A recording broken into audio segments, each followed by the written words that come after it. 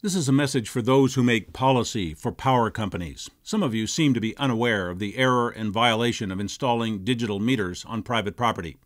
Some of you know full well the harm and violations, and you are deliberately sacrificing your own credibility, integrity, and future careers in order to promote the digital meters for reasons of your own. Whether you admit the problems with digital metering or not, some key questions will have to be answered. For instance, how did power companies and utility regulators come to the notion that when a radiation-emitting surveillance device is unlawfully installed on someone's home without their knowledge and consent, that the homeowner may be charged a fee for its removal?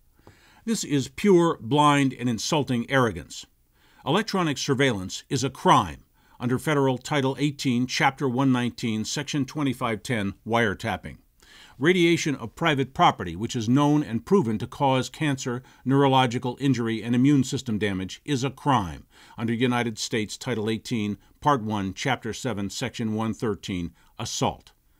Persons who are complicit in these crimes can be held to account through both criminal and civil actions.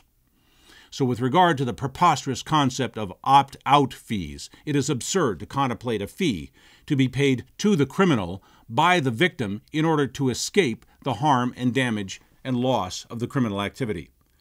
Allegations of extortion have been made against power companies many times, and no credible rebuttals have been offered back. The legal and moral compass has spun completely off its pin here.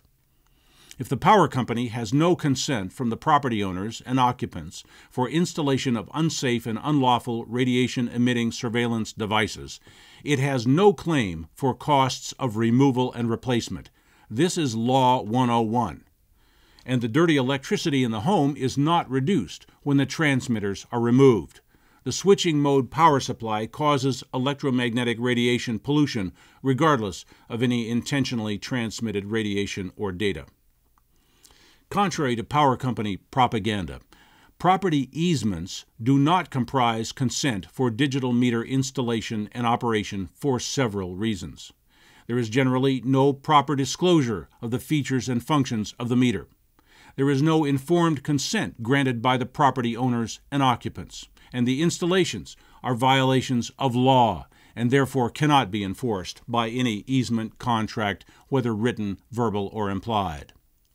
The secrecy and deception perpetrated by power companies and regulators in the digital metering and surveillance is clear evidence that utility industry stakeholders are not acting in the interests of the end users of the meters. If the equipment and systems were not dangerous and repugnant, the utility companies would have no trouble with disclosure and with gaining informed consent for the installations. Installers who should know better are sneaking onto properties, rushing installations, and even swapping the meters under full load, which, as you must know, has caused more than 1,000 house fires in California alone.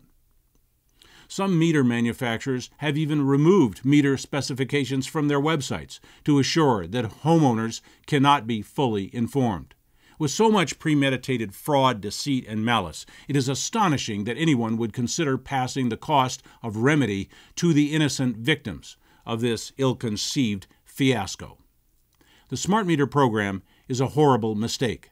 Digital meters are violations wherever and whenever they are installed. You cannot put a switching mode power supply at the head end of a wiring grid of someone's home without wasting electricity, radiating the occupants, creating negative consequences to health, and damaging electronic equipment and appliances. And warning of that is in every textbook on electrical engineering. The designers of digital household meters had to have been told to simply ignore their education and design devices they know to be harmful and defective. This is deliberate and intentional wrongdoing. Those who caused this problem must not only pay for the remedy, they must be penalized to prevent such things in the future. And we know that the obligated parties do not include any homeowner who only wishes to protect his or her family's health, safety, and rights. We know that 13% of the population is electromagnetic sensitive in varying degrees. We know that even when occupants don't feel symptoms from the exposures, they will often suffer serious and major illnesses and injuries down the line. We know the recorded data from the meters will be hacked and misused. The lawsuits will come at you like locusts, and that has already started. Radiation and surveillance of private property has no place whatsoever in a free society and cannot survive legal challenges that will obviously materialize. This reckless and ill-conceived program must be stopped now.